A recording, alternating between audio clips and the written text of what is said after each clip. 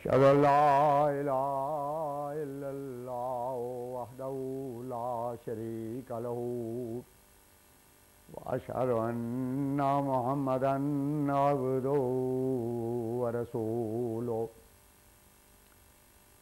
إن الله وملائكته يصلون على النبي يا أيها الذين آمنوا صلوا عليه وسلموا تسليما اللهم صل على سيدنا ومولانا محمد وعلى آل سيدنا ومولانا محمد وبارك وسلم إنك حميد مجيد۔ زمانے کی امامت کو زمانے کا امام آیا، محمد کی غلامی میں محمد کا غلام آیا۔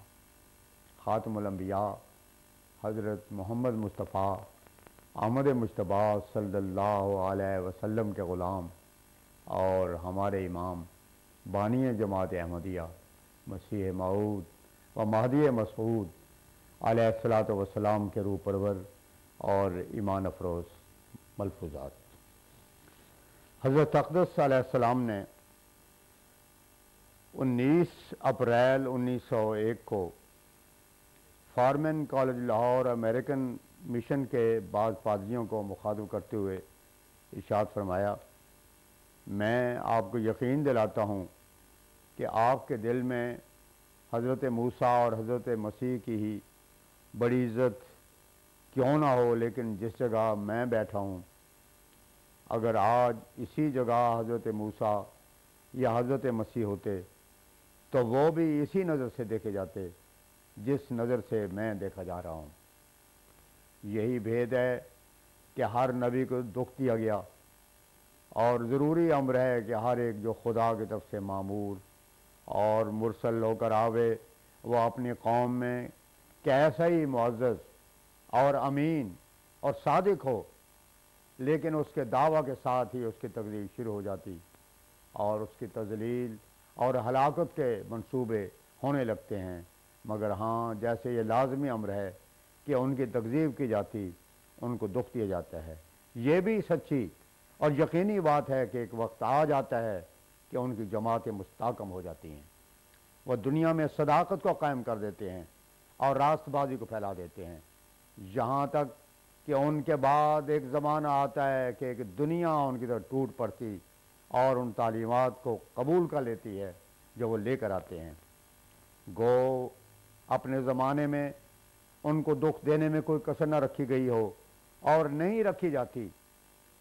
ہاں، سوال یہ ہوتا ہے کہ جنہوں نے رد کیا وہ دانشمند تھے؟ نہیں، ہرگز نہیں۔ یہ صرف زمانے کی خاصیت ہے کہ ان کو دانشمند کہا جاتا ہے، ورنہ ان سے بڑھ کر بے وقوف اور سطح خیال کیا اور کون لوگ ہوں گے جو حق کو جھٹلا کر دانشمند بنتے ہیں۔ یہ ایک فطرت کی کجی ہوتی ہے جو کوشش کی جاتی ہے کہ کسی طرح ان کو ذلیل کیا جاوے۔ اسی طرح خیالی طور پر اس قسم کے مجمع کہہ اٹھتے ہیں کہ ہم جیت گئے اور خدا کے راست بازوں کے مقابلے میں ہم کامیاب ہو گئے، حالانکہ وہی ذلیل اور نامراد اور مغلوب ہوتے ہیں۔ آخر انجام دکھا دیتا ہے اور ایک روشن فیصلہ نمودار ہو جاتا ہے جس سے معلوم ہوتا ہے کہ حق کس کے ساتھ ہے۔ راست باز کی کامیابی مخالفوں کی صفحات اور جہالت پر مور کر دیتی ہے کہ وہ جس قدر اعتراض کرتے تھے اپنی نادانی سے کرتے تھے۔ فرمایا، میں یہ بار بار لکھ چکا ہوں کہ جو خدا کی طرف سے مامور ہو کر آتے ہیں دنیا ان کو کم پہچانتی ہے، بجوز ان لوگوں کے جو دیکھنے کی آنکھیں رکھتے ہیں ان کو دوسرے دیکھ ہی نہیں سکتے، کیونکہ وہ تو انہی میں سے کھاتے پیتے ہوائج بشری کے رکھنے والے انسان ہوتے ہیں۔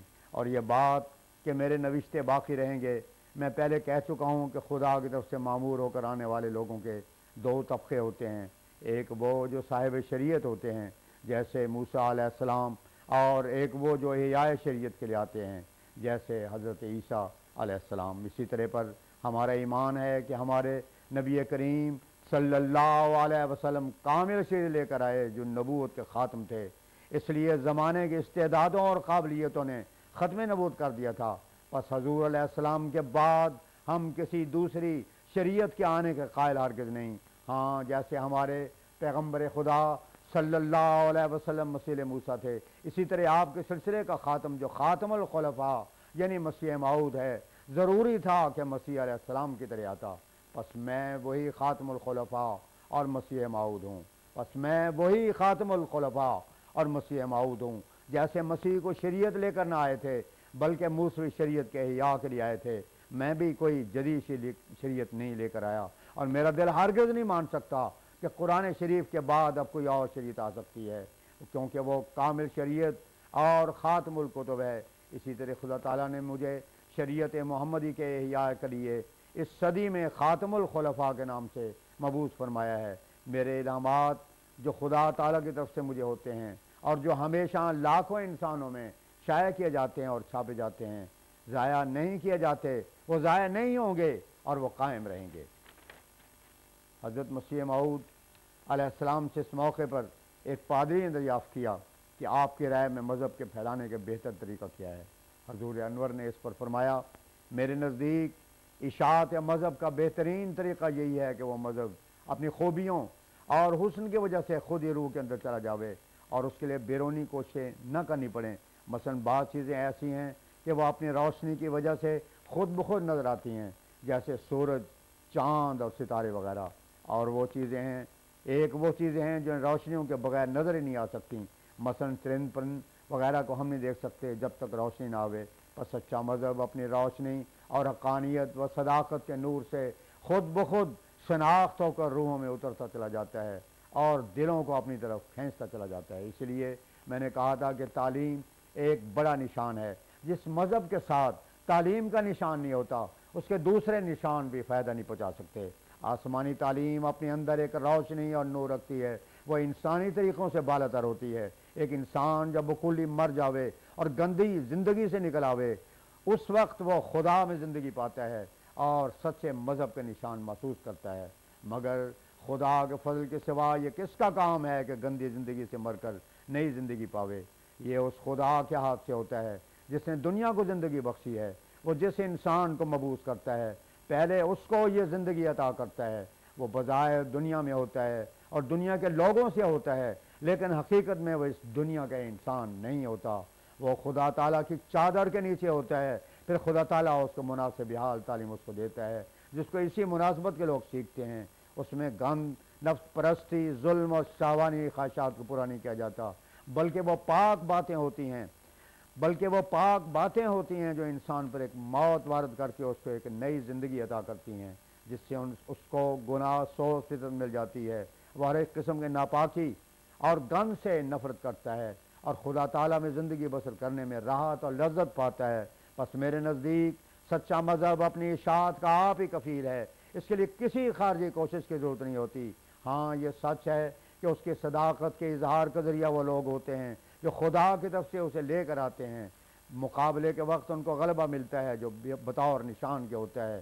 ان کی آمد اس وقت ہوتی ہے جب دنیا حق اور نور کے لیے بھوکی پیاسی ہوتی ہے۔ غرض عمدہ تعلیم اور کامل نمونہ جو اس تعلیم کی عمدگی کا ثبوت ہوتا ہے وہی اشاعت کا بہترین طریق ہے۔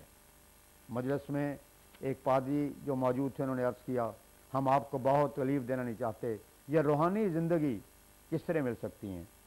حضرت مسیح موعود علیہ السلام نے فرمایا، خدا کے فضل سے۔ اس پر پادری صاحب مذکور نے پوچھا، ہمیں کچھ کہنا چاہیے کہ روحانی زندگی ہم کو مل جاوے؟ اس کے جواب میں حضور نے پر حکمت جواب دیا، فرمایا دعا کی بہت بڑی ضرورت ہے، اس کے ساتھ ہی نیک صحبت میں رہنا چاہیے۔ سب تعصبوں کو چھوڑ کر گویا دنیا سے الگ ہو جاوے، جیسے جہاں طاعون پڑی ہوئی ہو اور کوئی شخص وہاں سے الگ نہیں ہوتا ہے تو وہ خطرے کی حالت میں ہے۔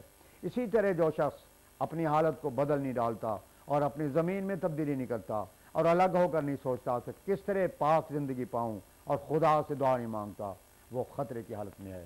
دنیا میں کوئی نبی نہیں آیا جس نے دعا کی تعلیم نہیں دی۔ یہ دعا ایک ایسی شے ہے جو عبودیت اور ربوبیت میں ایک رشتہ پیدا کرتی ہے۔ اس راہ میں قدم رکھنا بھی مشکل ہے، لیکن جو قدم رکھتا ہے پھر دعا ایک ایسا ذریعہ ہے کہ ان مشکلات کو آسان اور سہل کر دیتا ہے۔ فرمایا دعا کا ایک ایسا باریک مضمون ہے کہ اس کا ادا کرنا بھی بہت مشکل ہے. جب تک انسان خود دعا اور اس کی کیفیتوں کا تجربہ کار نہ ہو وہ اس کو بیان نہیں کر سکتا. غرض جب انسان خدا تعالیٰ سے متواتر دعائیں مانگتا ہے تو وہ اور ہی انسان ہو جاتا ہے. اس کے روحانی قدورتیں دور ہو کر اس کو ایک قسم کے راحت اور سرور ملتا ہے، اور ہر قسم کے تعصب اور ریاکاری سے الگ ہو کر وہ تمام مشکلات کو جو اس کے راہ میں پیدا ہوں برداشت کر لیتا ہے. خدا کے لیے ان سختیوں کو جو دوسرے برداشت نہیں کرتے اور نہیں کر سکتے صرف اس لیے کہ خدا تعالیٰ راضی ہو جاوے برداشت کرتا ہے. تب خدا تعالیٰ جو رحمان رحیم خدا ہے اور سراسر رحمت ہے اس پر نظر کرتا ہے اور اس کی ساری کلفتوں اور قدورتوں کو سرور میں بدل دیتا ہے. فرمایا زبان سے دعویٰ کرنا کہ میں نجات پا گیا ہوں یا خدا تعالیٰ سے قوی رشتہ پیدا ہو گیا آسان ہے، لیکن خدا تعالیٰ دیکھتا ہے کہ وہ کہاں تک ان تمام باتوں سے الگ ہو گیا ہے جن سے الگ رہنا ضروری ہے. یہ سچی بات ہے کہ جو ڈھونڈتا ہے وہ پا لیتا ہے. سچے دل سے قدم رکھنے والے کامیاب ہو جاتے ہیں اور منزل مقصود تک پہنچ جاتے ہیں. جب انسان کچھ دین کا اور کچھ دنیا کا ہوتا ہے آخر کار دین سے الگ ہو کر دنیا ہی کا ہو جاتا ہے. اگر انسان ربانی نظر سے مذہب کو تلاش کرے تو تفریقہ کا فیصلہ بہت جلد ہو جائے، مگر نہیں. یہاں مقصود اور غرض یہ ہوتی ہے کہ میری بات رہ جائے. دو آدمی اگر بات کرتے ہیں تو ہر ایک ان میں سے یہی چاہتا ہے کہ دوسرے کو گرا دے. اس وقت تو چونٹی کی طرح تعصب، ہٹ درمی اور ضد کی بلائیں لگی ہوئی ہیں.